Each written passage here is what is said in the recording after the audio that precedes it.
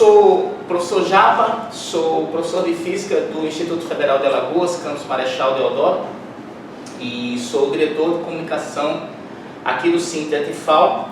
Estou aqui do lado da professora Elaine Lima, professora de Filosofia, do campus Maceió também, diretora também de comunicação aqui do Sintet FAO, e o professor Vanderlan Porto, professor também de Filosofia do campus Maceió. Vamos fazer aqui um bate-papo, vamos fazer uma conversa legal e vamos absorver o que esses dois excelentes professores e professores de muita luta em prol da qualidade do ensino podem dizer para nós. Bom, para introduzir o tema, a gente vai falar primeiro dos cortes que estão acontecendo na rede federal. Antes de tudo, dizer a você que tente combater as fake news, tente combater aquele que cegamente não consegue perceber que existe cortes, que fica inventando manobras matemáticas com pacotinhos de chocolate para enganar você, para dizer que esse corte não existe. A grande disputa de narrativa hoje é se houve corte de 30% ou de 3%. E aí eu faço uma análise matemática bem rápida com você. 4 chocolatinhos, vamos usar os chocolatinhos do ministro, né? 4 chocolatinhos de 100 são 4%, mas 4 chocolatinhos de 20 são 40%. Os cortes não incidiram sobre 100% do custo da educação, porque a educação federal ela tem 3 rubricas. Pessoal, que é o pagamento de todo mundo, todos os servidores, ativos, inativos, que são os aposentados, e os pensionistas. Isso já cobre mais da metade do dinheiro da verba. E esse dinheiro não é utilizado pelo Instituto, porque não chega até aqui. O Instituto não pode manipular. O corte incidiu sobre a rubrica custeio, que é o dinheiro gasto para pagar energia, pagar terceirizado, que cuida da limpeza, da manutenção, do transporte, da segurança, que paga a internet, paga o sistema acadêmico. Esse foi o corte. Foi em cima desses 20 e não dos 100 chocolates.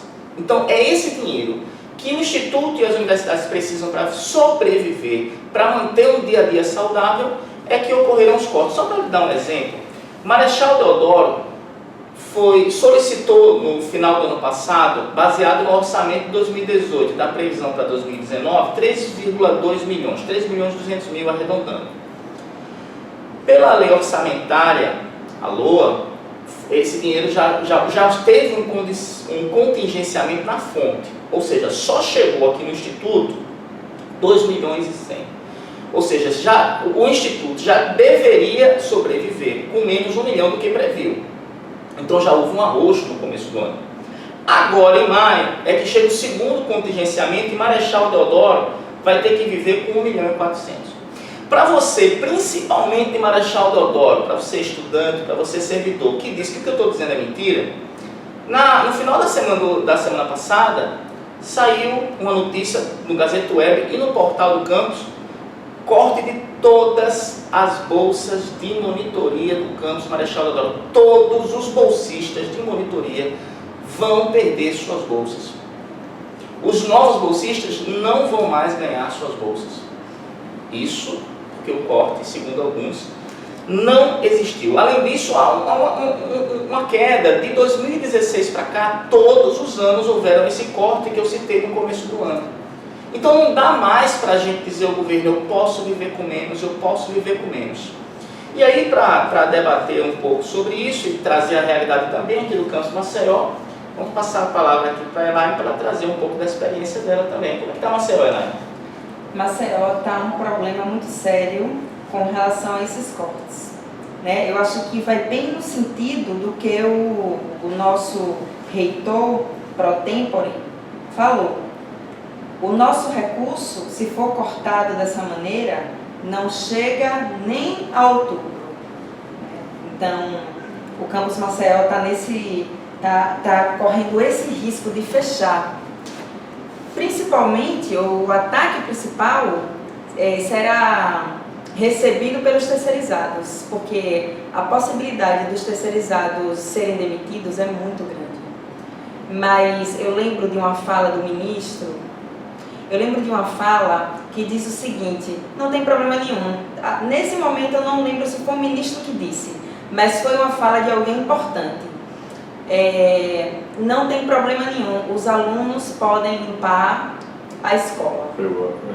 Foi o ministro com relação ao UFRN. Exatamente, o ministro com relação ao UFRN. Então veja, os alunos limparem as próprias escolas significa dizer zero terceirizado. Fora isso, que já é um absurdo muito grande, porque criança e jovem tem que estudar e não está limpando a escola, a gente está com perda em bolsas de pesquisa, bolsa de extensão, bolsa de monitorias, bolsas de projetos de ensino. Veja, uma instituição como o IFAO é uma instituição que oferece para além da sala de aula. É uma instituição que reconhece que a sala de aula não é o único, embora seja um lugar importante, mas não é o único lugar de aprendizado. Por isso que os alunos fazem ciência dentro do Instituto Federal. É por isso que eles são reconhecidos nacional e internacionalmente. Temos alunos que saem daqui, de Alagoas, do interior de Alagoas, que é um dos estados mais pobres do país, para apresentar suas pesquisas fora do país, em países de primeiro mundo. Então, esses cortes de fato representam a falência da nossa instituição, significa um desmonte arquitetado para que a iniciativa privada seja aquele único a utilizar esse espaço para lucro individual, para lucro próprio. Então, acho que é importante essa discussão, porque se esses cortes continuarem, principalmente o pessoal mais pobre, principalmente aquele pessoal que só consegue ir para a escola porque tem bolsa, não mais vai poder estudar. Ou, se tiver acesso à educação, será uma educação muito precarizada. É interessante a gente observar que esse viés privatista da educação, ele ganha força se a gente analisar que imediatamente ao corte, e desse momento do corte até hoje, a maior empresa de educação do mundo teve um aumento no valor das suas ações. Então é preciso que a gente ligue os pontos quando a gente fala da questão dos cortes e dessa sanha privatista que nós estamos a viver. Nesse momento, a educação pública federal passa por um risco iminente. É preciso que a gente perceba que os institutos federais, que as escolas técnicas de outrora, que as universidades públicas, os colégios de aplicação, o Colégio Pedro II e outras instituições, ou seja, a rede federal de educação, passa por um momento de crise. E essa crise é agravada por esse interesse privatista. Educação não pode ser caridade. A ideia de que substitui-se a educação pública por uma educação privada e dá-se bolsa para alguns alunos, para alguns estudantes, é algo muito perigoso. Os nossos estudantes têm que ter autonomia, eles têm que fazer pesquisas independente do interesse do mercado. Pesquisa, sim, para perceber o mercado, para favorecer a entrada no mercado, mas não pelo mercado. Não pode ser o mercado, não pode ser as indústrias que determinem o que nós devemos pesquisar. Mas sim, nós dialogarmos com o setor empregador, dialogarmos com o setor científico, dialogarmos com toda a esfera da comunidade que precisa da pesquisa, que precisa da extensão, que precisa, sobretudo, da assistência social nesse momento. Então, é muito importante que vocês que estão nos assistindo entendam que o risco de fechamento, como diz o nosso reitor, que o risco de fechar as nossas portas até outubro, ela está também nas suas mãos. Então, assim, precisamos entender o que está acontecendo e venham dialogar conosco, venham dialogar com o Sintetfal, dialoguem com o Sinasef Nacional, dialoguem com os professores que estão à frente da luta e com os estudantes, sobretudo com os estudantes que estão nesse momento em luta e sofrendo com esse corte. Aproveitar esse momento para parabenizar as falas dos companheiros e agradecer a turma que está mandando as primeiras mensagens, que já estão interagindo. A primeira mensagem foi de Eunice Monteiro, beijo mãe, obrigado. O professor Claudemir Martins também está presente, mandando um abraço, dizendo que o Vanderlan representa a voz de milhões de brasileiros e brasileiras que precisam de educação pública. Vamos sim seguir firmes, companheiros. O Rodrigo Gadelha, do IFE Fluminense, lá de Cabo Frio, mandou um salve. A companheirada do Sintetfal nos representa lá no Sinazef. Tem mais aqui o professor Hugo, Edenilson, Moira Calilpe. E a primeira pergunta vem: como convencer a classe média a voltar para a educação pública e ajudar nas melhorias? Dival Gomes, jornalista do blog imprensasindical.org.br. Quem quer responder essa pergunta difícil? Como convencer classe média é uma coisa complicada, porque principalmente para você se entender em que classe você pertence. Já começa daí, né? O que é classe média? Quem é classe média? Será que todo mundo que se acha classe média é classe média? É a primeira pergunta. A segunda pergunta: a verdadeira classe média se sente classe média? Ou ela já se sente uma classe superior, né? E convencer qualquer classe, na minha opinião, a defender a educação pública precisa partir do sentimento de que você não precisa usufruir de um serviço para defendê-lo. Você pode ter um plano de saúde, por exemplo, e defender o SUS. Porque você não vai precisar, mas pessoas que você conhece ou que não conhece, só pelo fato de ser pessoa, já vai precisar.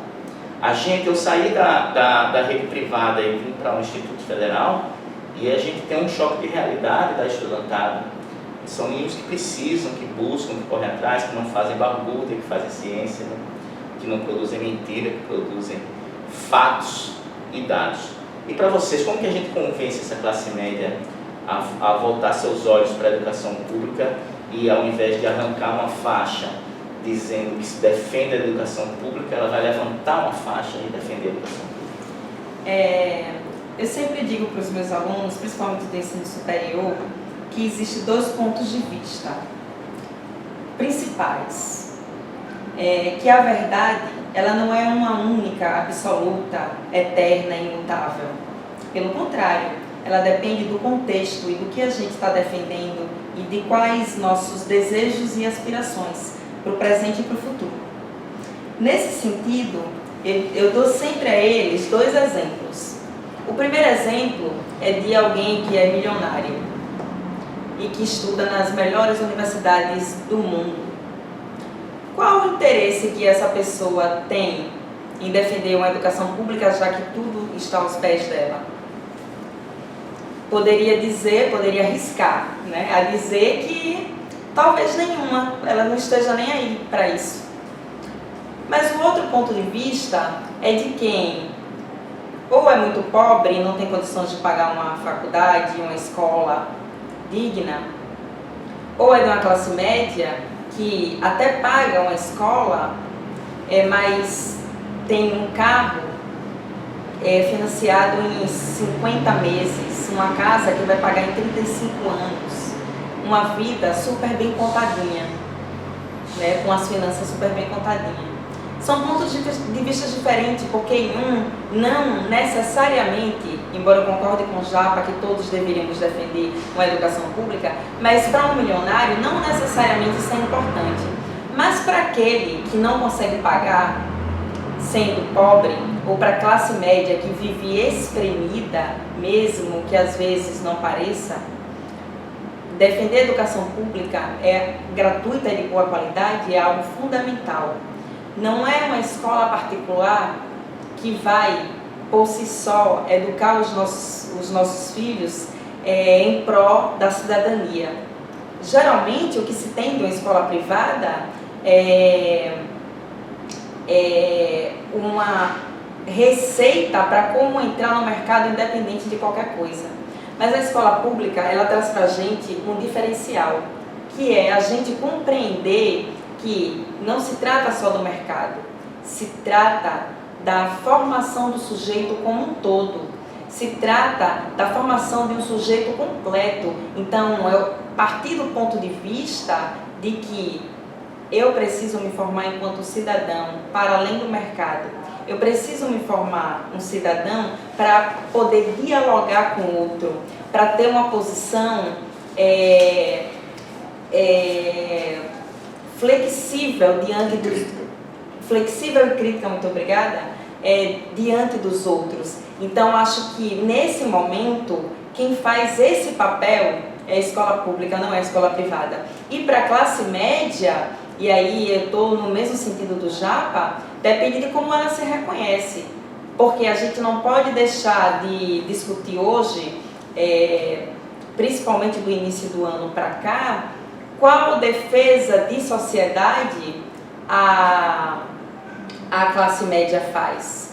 E é no geral, defesa de sociedade aqui no Brasil, excludente. Excludente. Então, como convencê-la? É uma pergunta muito difícil mesmo de responder, mas a gente segue conscientizando nas escolas, principalmente nas escolas públicas, os nossos jovens para ter essa percepção mais ampla do mundo, para aceitar o outro, para entender as diferenças. E nesse sentido, talvez vá na contramão do que uma boa parte da classe média atual pensa. Eu gostaria só de utilizar então uma imagem que o próprio professor Matsumoto utiliza, que é a imagem da universalização. Quando a gente pensa em universalização da saúde, e o SUS representa isso, a gente lembra, por exemplo, da SAMU. Não é? Quando alguém sofre um acidente, a gente tem que chamar a SAMU. E quando alguém sofre um acidente educacional, quem a gente chama? Um acidente educacional significa dizer que, quando a educação de alguém não dá a ele autonomia, a gente lembra sempre das instituições públicas, gratuitas, que são os institutos federais e toda a rede federal de educação e as universidades públicas. E aí, eu sou um classicista, eu sou alguém que pesquisa o mundo antigo, e lembro, por exemplo, dentro das minhas pesquisas, que eu trabalho com Platão e Aristófanes, na verdade, eu lembro nomeadamente de uma comédia aristofânica chamada Dinheiro, ou Pluto, né? O deus chamado Dinheiro. E Carião, que é o personagem principal, tem como grande preocupação como educar seu filho sem dinheiro. E essa reflexão que o Aristófanes traz é uma reflexão que tem um eco em Platão, e nomeadamente eu cito Mênon, na imagem de um cidadão de bem, um kaloi kagatoi, um cidadão de bem, que preocupa-se que a educação pode ser feita sem técnica, que diz que qualquer um pode ensinar. E Sócrates, a outra personagem que dialoga com ele, aponta para uma necessidade, que é uma necessidade de que haja uma técnica para ensinar. Isso quer dizer o que dentro da minha reflexão? Que o problema econômico junto à educação existia desde a antiguidade. Mas desde a antiguidade, o cidadão médio, esse cidadão, não entendia a necessidade da universalização do saber, a necessidade da discussão, de uma publicização do saber, de tornar a educação pública e gratuita. E aí a gente vai lembrar que a filosofia, especificamente a filosofia platônica, é a primeira que faz uma defesa de uma educação pública e universal para homens e mulheres, por exemplo, numa sociedade como a sociedade ateniense. E se a gente traz esse contexto para os dias atuais, vale ressaltar que essa classe média, quando quer que seus filhos se formem, por exemplo, em cursos que têm um maior apelo social, como medicina, direito, engenharias, odontologia e por aí vai, essa sociedade, essa classe média, ela recorre às universidades públicas. Vale ressaltar também que aí, como caminho para a gente convencer essa classe média que seu sonho médio não tem uma validade, né? Esse sonho médio de ser o cidadão de bem, de consumir, é responder com os dados referentes à qualidade. Nós fazemos educação de qualidade. Hoje, inegavelmente, em termos de pesquisa e extensão e ensino, as instituições públicas federais são as instituições que dão a resposta do que é fazer educação com qualidade.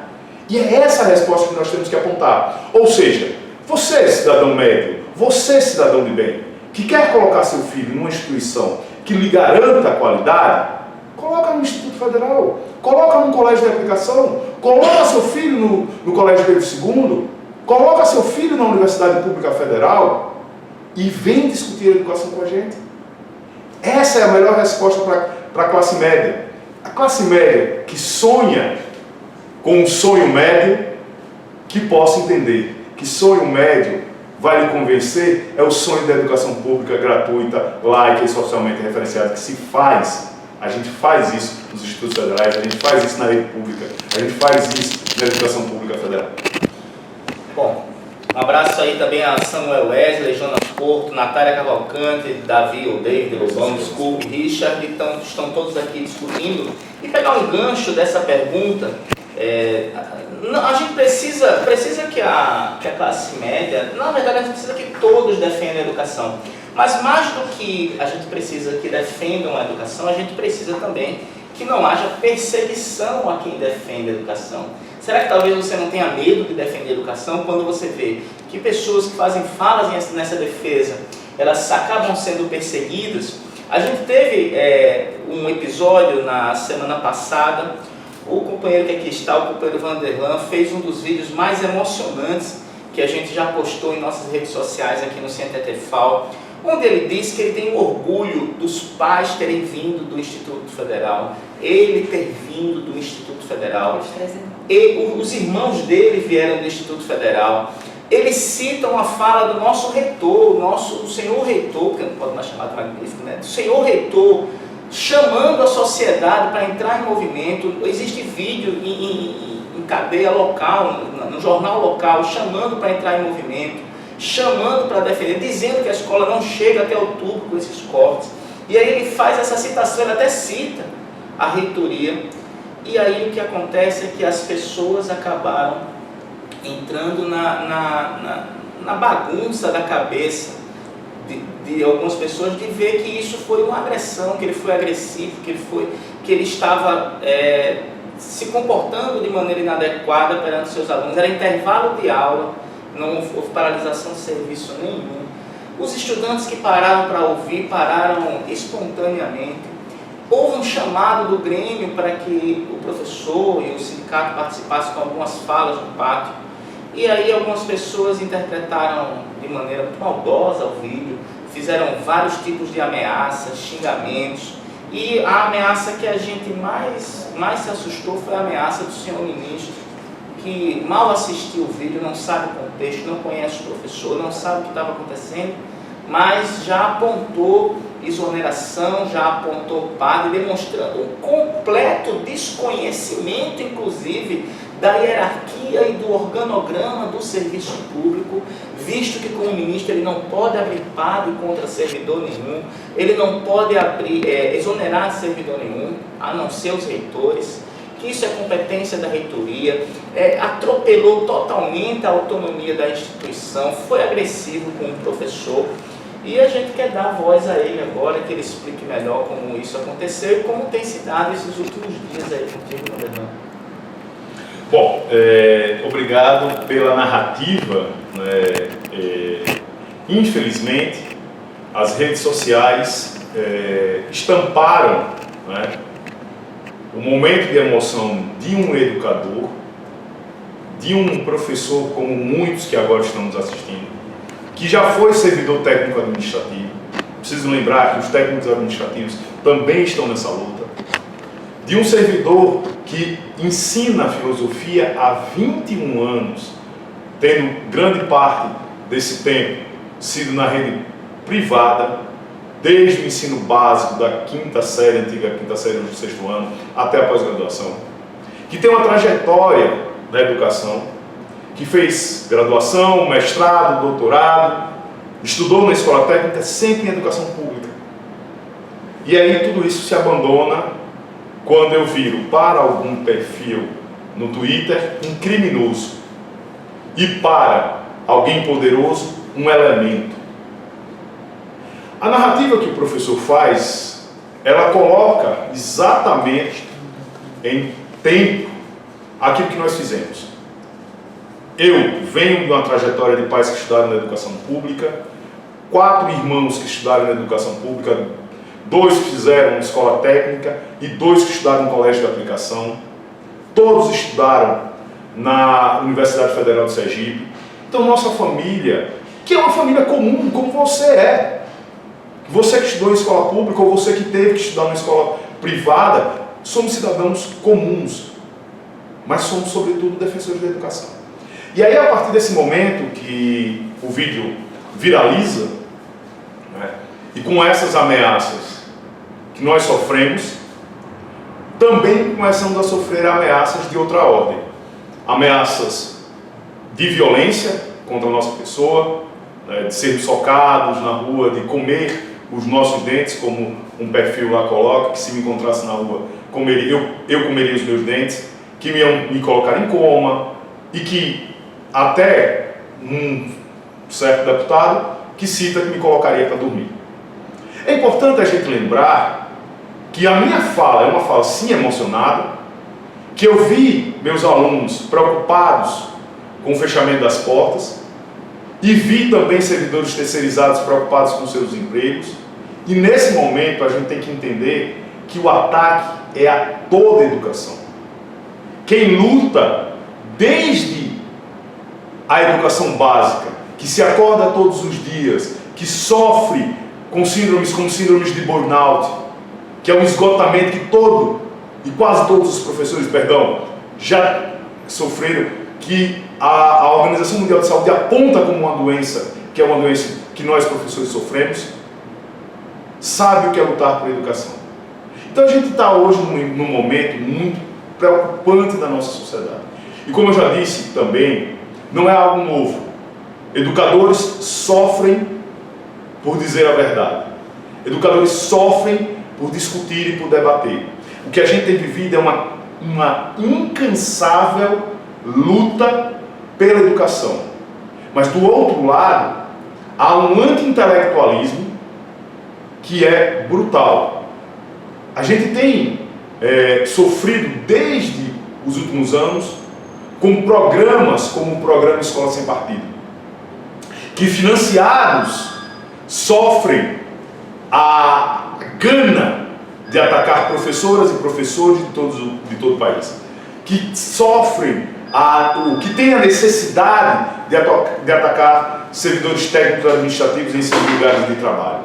Então a gente tem vivido um momento que é muito cruel, que é muito preocupante, em que os estudantes estão dando uma resposta na rua, mas que, sobretudo, nós que fazemos a educação, vivemos sob um risco. Ser professor passou a ser profissão de risco. Mas você que está na periferia sabe que isso é o seu cotidiano. Você que dá aula em escola pública sabe que isso é o nosso cotidiano. Estar em risco. Mas agora o risco também atinge a cada um, professor, professora, técnico administrativo.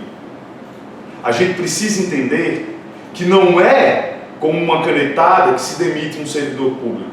A gente precisa entender que a gente que está fazendo educação dialoga em sala de aula.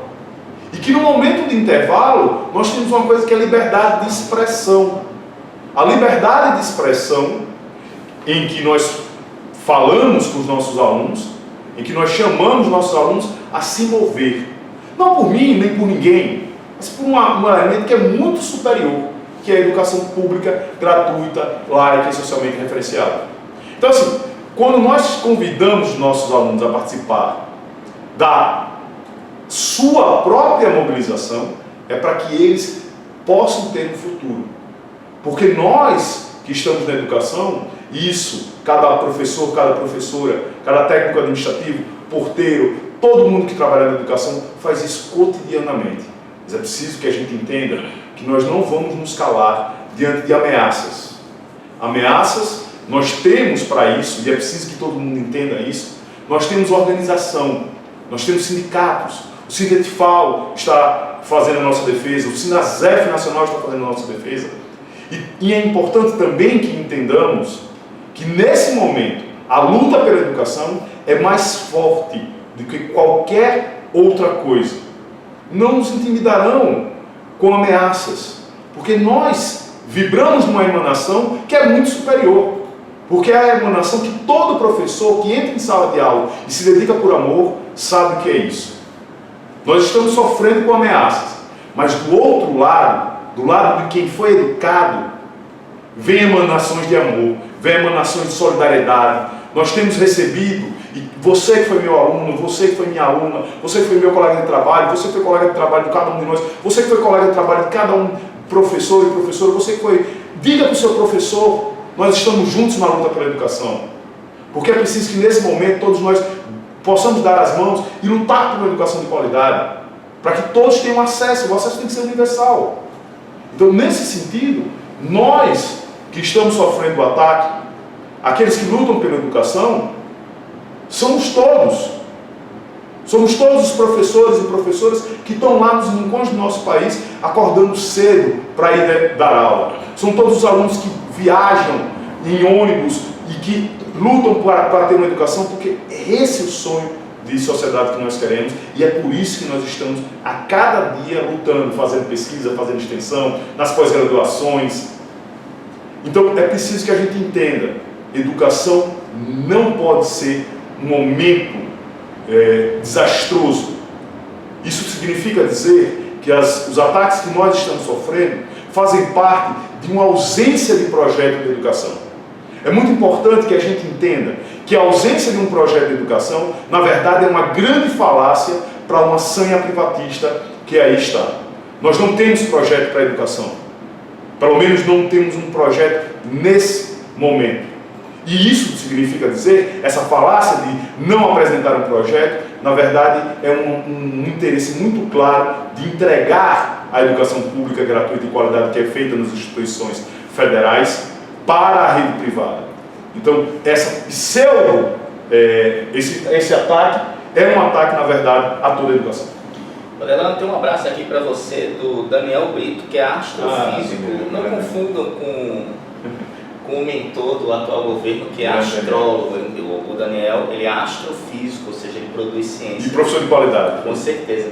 Vanderlan já entendeu, e eu queria que todos vocês entendessem uma coisa.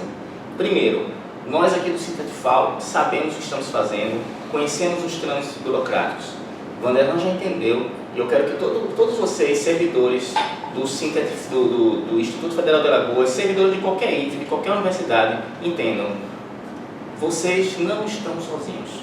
Os sindicatos estão aqui para defendê-los, e para isso enviamos ainda nesse final de semana, o companheiro Elaine foi a Brasília, participou da plenária do Sinasef, já compartilhou com toda a rede do Brasil inteiro de institutos federais e de universidades também o caso do professor Vanderlan, e vai trazer as informações direto de Brasília. Chegou hoje.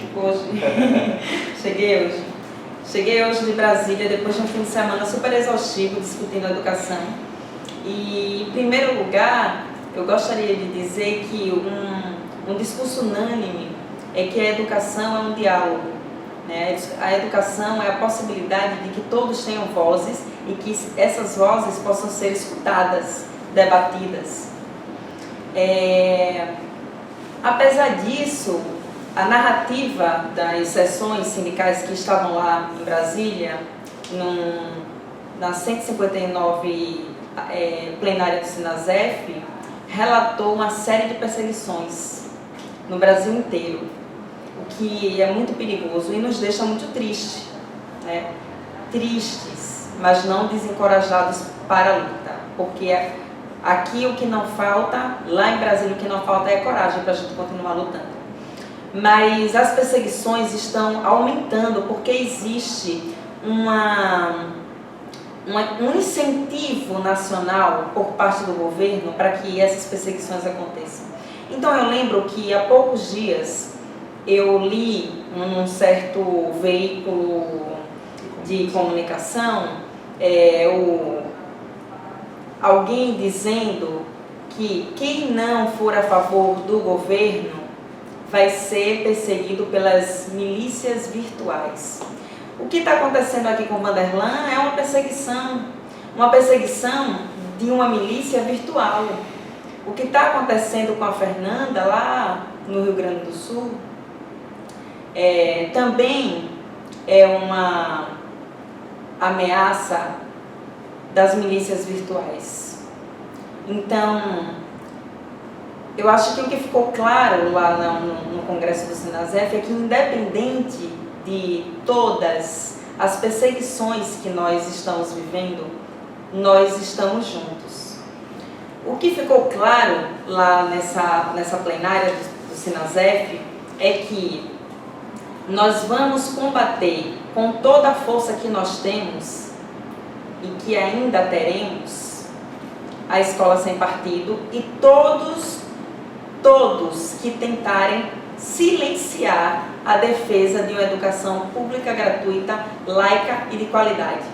O grande, acho que o que Brasília deixa para a gente, essa reunião em Brasília deixa para a gente é exatamente isso, que o professor Vanderlan que está aqui do meu lado não está só, estamos juntos. As palavras do professor Vanderlan também são as nossas palavras. Nós incorporamos, nós vivemos as palavras dele todos os dias. E essas palavras foram ditas por cada um que estava na plenária, ou seja, representação de boa parte do nosso país. E nós, que somos do Sintiet e FAO, também, junto com ele, com o Vanderlan, repetimos essas palavras, deixando claro que não vão nos desencorajar, deixando claro que aqui é um espaço de diálogo e que nós vamos dialogar até o fim por uma educação como a que nós defendemos, que não é uma educação privatista, é uma educação que inclui todos, principalmente as pessoas mais pobres que não têm condições de pagar uma faculdade ou uma escola, principalmente os indígenas que estão sendo duramente atacados, que estão com suas reservas ameaçadas porque vivemos num governo que não está preocupado em defender o nosso patrimônio. Principalmente pelas mulheres. O número de feminicídio aumentou de janeiro para cá. Um número muito maior do que o dos anos anteriores. As mulheres morrendo por serem mulheres. Todas essas são discussões que nós devemos fazer em todos os espaços. E principalmente nos espaços da escola. É importante que os nossos filhos, que as crianças, que os jovens saibam o que é o assédio. É importante que eles saibam se proteger. E mais que tudo, é importante que eles desempenhem o papel que a escola consegue dar a eles, que é de conseguir dialogar, de conseguir dizer, pai, mãe, aconteceu tal coisa, isso é normal, e não silenciar por medo. Então a Escola Sem Partido não vai nos silenciar, nós vamos discutir todas essas questões com as nossas crianças e jovens, porque nenhum ministério vai nos calar, porque nós vamos discutir todas essas questões com as nossas crianças e jovens. As nossas plenárias em Brasília são plenárias para nos fortalecer, por isso que todos nos damos as mãos para juntos defendermos a educação e um país que nós queremos, que não é esse país que hoje, em sua maioria, é fascista, mas um país em que a democracia reine e que nós tenhamos liberdade de cátedra, de expressão, de gênero, de tudo que desenvolva o cidadão, desenvolva a cidadania. Pois é, dá mais um abraço aqui, a companheira Dagmar Oliveira está participando e faz uma pergunta bastante interessante. Ela dá boa noite, diz que gostaria de saber qual a posição do reitor diante desse ataque equivocado contra o servidor do IFAL. Realmente, não houve ainda nenhum posicionamento oficial da reitoria. Houve uma nota no final da semana passada, apenas reiterando que estavam debruçados para encontrar uma maneira de sobreviver com esse contingenciamento. O que é interessante é que contradiz o próprio vídeo da reitoria chamando para o movimento, alertando o fechamento da escola. Mas o Sinasef já entrou em contato com a nossa reitoria, as duas secretarias, a secretaria do gabinete do reitor e a secretaria do nosso sindicato nacional, juntamente conosco aqui do Sintetifal, já estamos agendando uma reunião com o reitor para podermos conversar sobre isso e quem sabe daí possa sair um manifesto ou uma manifestação sobre esse caso. Então está nesse patamar, Dagmar. Mas vocês devem estar se perguntando em casa que a gente defende a educação pública gratuita, a gente defende, que você tem que defender, mas que educação é essa que nós devemos defender? Só para introduzir o ponto e passar a palavra para a camarada Elaine, para o camarada Vanderlan, a OCDE, que é a Organização para a Cooperação e Desenvolvimento Econômico, tem um programa chamado PISA, Programa Internacional de Avaliação Estudantil. As siglas são em inglês, por isso que não seguem a tradução em português. Segundo esse programa, na sua última avaliação, o Brasil ele ficou em 63º lugar de 72 países. Então a gente está lá no Z4, para quem gosta de futebol vai entender o que eu estou falando. Estamos na zona de rebaixamento da educação. E aí você deve dizer, que educação é essa que vocês estão defendendo, se o Brasil está na zona de rebaixamento da educação? Porém,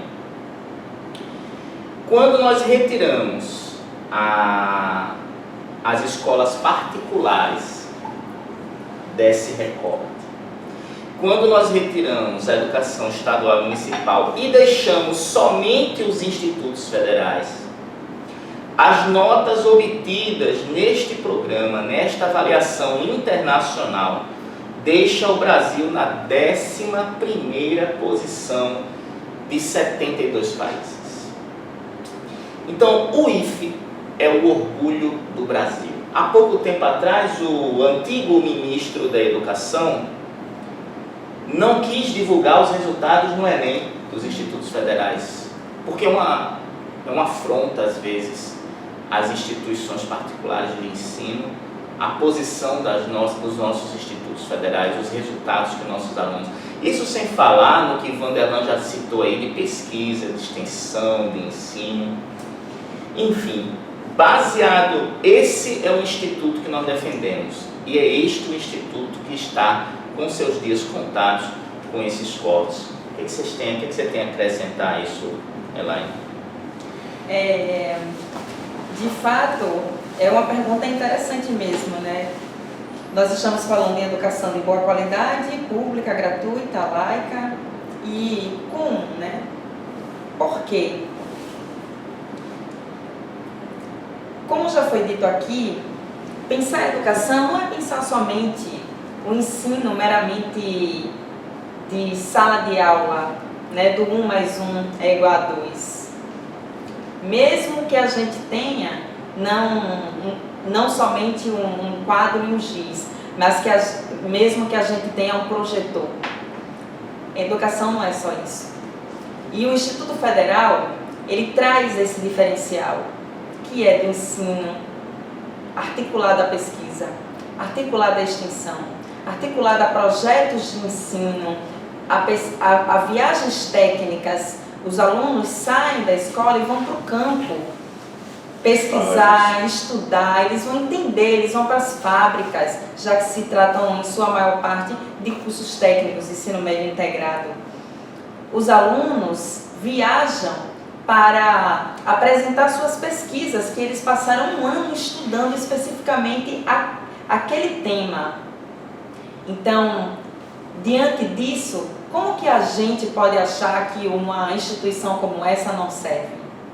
É claro que não serve. Ela não serve se o recurso que permite tudo isso for retirado. Aí sim, porque nós não poderemos mais executar a educação dessa maneira. Lembro, embora fosse muito criança, que eu estudei alguns anos numa escola privada. Uma escola, morava num bairro pobre, um bairro que quem mora em Maceió vai conhecer, Vegel. tinha uma casinha lá, uma casinha pobre, mas estudava numa escola particular porque existia bolsa para alunos que não tinham condições de pagar a escola privada. Na época, como criança, devia ter 8, 9, 10 anos de idade, foi mais ou menos até uns 14, 15 que eu estudei com essa bolsa. Eu achava ótimo, né? Eu não entendia o que estava por trás de eu não estudar numa escola pública, mas sim ganhar uma bolsa para uma escola privada. O que estava por trás era o desmonte da educação pública, gratuita e de qualidade estadual em Alagoas. Essa era a grande questão.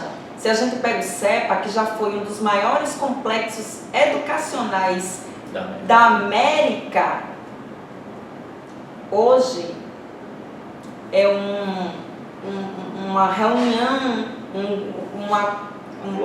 um aglomerado, obrigada, um aglomerado de escolas que tem uma educação muito debilitada. E o que se faz hoje com os institutos federais, o que se tenta fazer hoje com os institutos federais é a mesma coisa. É dizer, tá vendo? Não serve. Por que não serve? Porque se retira esse dinheiro, se retira esse orçamento para que essas instituições sejam consideradas inúteis. Mas nós estamos aqui para dizer que elas não são inúteis não, que se nós estivermos juntos, se nós dermos as mãos uns aos outros, é possível que a gente consiga reverter esse quadro. E é possível que a gente consiga transformar essa escola pública, gratuita, laica, de qualidade, numa escola melhor ainda, que a gente saia como IFE do 11º lugar no PISA, para quem sabe o 3º, o 4º e o 5º, ou se não o 1º. Então, o objetivo é que a gente defenda que esses recursos não sejam retirados. Eu digo mais, o nosso objetivo é que a gente tenha um PIB, 20% do PIB dedicado para a educação. Que seja uma educação para a educação pública, gratuita e de qualidade, que é a educação que a gente está defendendo. Se a gente não retirar, mas acrescentar recurso, então sim, a gente vai poder se orgulhar perante o mundo inteiro que os institutos federais, de fato, formam profissionais de excelente qualidade, mas, acima de tudo, cidadãos abertos ao diálogo e preocupados com uma sociedade melhor. Eu só gostaria de acrescentar alguns elementos para essa discussão. Primeiro, lembrar que essa avaliação do PISA de 2016, ele iguala, e aí esse dado é interessante para quem gosta de comparar com experiências do exterior, iguala-nos à Coreia do Sul. Então, o Brasil tem na rede federal de educação dados e tem uma nota que se compara à Coreia do Sul. Esse é o primeiro dado que é bem interessante. Lembrar que a Coreia do Sul era até 2016 exemplo para todos os outros países. Perfeito. Então nós temos esses dados que, por mais que questionemos até mesmo a própria avaliação do PISA, mas esses dados estão aí para provar o que é feito na educação pública federal. É importante lembrar, e aí vale ressaltar os estudos do professor, por exemplo, Gaudêncio Frigoto, que faz uma análise dos institutos federais, e também é preciso que a gente leia sobre a ideologia por trás do Escola Sem Partido, que a gente vem fazendo a crítica aos institutos federais, ao que é feito nos institutos federais, mas essa crítica é uma crítica de reflexão. A gente quer melhorar os institutos federais.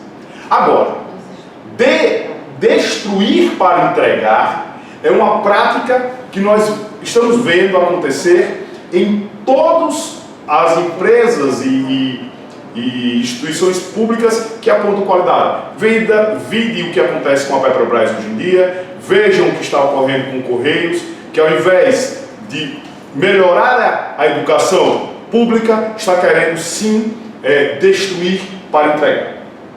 Vale ressaltar também que os institutos federais e a rede pública, e a rede federal de educação, abraçou o maior número de mulheres. Nós temos um número crescente de mulheres na nossa rede, tanto como professoras, como também nas nossas escolas. Então isso é um espaço muito importante, né? Os quilombolas, os indígenas, todo esse público está tendo acesso a uma educação pública. A população do campo está tendo acesso a uma educação pública gratuita, laica, de qualidade, sem precisar muitas das vezes se deslocar centenas de quilômetros para poder ir estudar. Eu ensinei em João Câmara, de que eu me orgulho muito, uma cidade que tinha uma educação carente, mas com a chegada do Instituto Federal, João Câmara no Rio Grande do Norte, que com a chegada do Instituto Federal deu à cidade, deu à região a esperança de ter educação,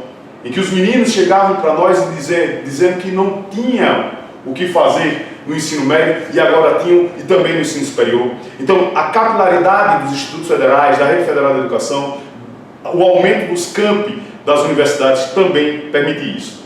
E vale a pena também ressaltar, com relação à qualidade na educação, que os programas de iniciação científica que acontecem nos institutos federais, significa dizer isso para quem não vive essa realidade, que muitos alunos no ensino médio, no primeiro ano do ensino médio, estão tendo acesso à pesquisa e às vezes recebendo bolsa para fazer isso. A gente tem programas de extensão, ou seja, os nossos institutos federais, as universidades se abrem para a comunidade e a comunidade também entra e recebe os institutos e as universidades públicas. É muito importante que a gente dialogue com isso também. É muito importante também informar que a gente tem também programas de ensino. A inovação no ensino, que o Brasil infelizmente nega essa experiência, as experiências educacionais que são feitas em nosso país, porque tenta-se passar que a educação deve ser única, quando a gente tem nos rincões do nosso país experiências de ensino fantásticas. Então, se a gente tem uma relevância, essa relevância está na educação pública gratuita e de qualidade, feita pela educação federal. Então, é importante que a gente ressalte todos esses elementos para que a nossa comunidade replique isso. A gente faz educação de qualidade, a gente faz extensão de qualidade, a gente faz pesquisa de qualidade e a gente faz ensino de qualidade. Esse tripé que nos sustenta hoje precisa ser ampliado em recurso, em oportunidades. Basta que alguém que está nos ouvindo pesquise para ver quando é lançado um edital no Instituto Federal, na universidade, quantos projetos acontecem, quantos projetos são submetidos e quantos não são contemplados porque não tem verba. Então a gente está lutando pela qualidade da educação dentro do espaço escolar, mas também nas comunidades. E isso a gente precisa destacar. Bom, pessoal, seguindo para o final da nossa live, eu vou fazer as minhas considerações finais e depois cada convidado também fará as suas. Para deixar a proposta da gente é fazer você pensar. Então nada melhor do que botar dúvida na sua cabeça agora no final da live, para você pensar um pouquinho e quem sabe já ser o mote da nossa próxima live. Você pode dizer assim, mas gente, vocês estão pedindo que se mantenham os custos da educação, mas o Brasil não aguenta, falta dinheiro, o Brasil está numa crise econômica muito grande e é muito egoísmo da parte da educação cobrar que só ela não sofra cortes, visto que o Brasil inteiro depende desse dinheiro.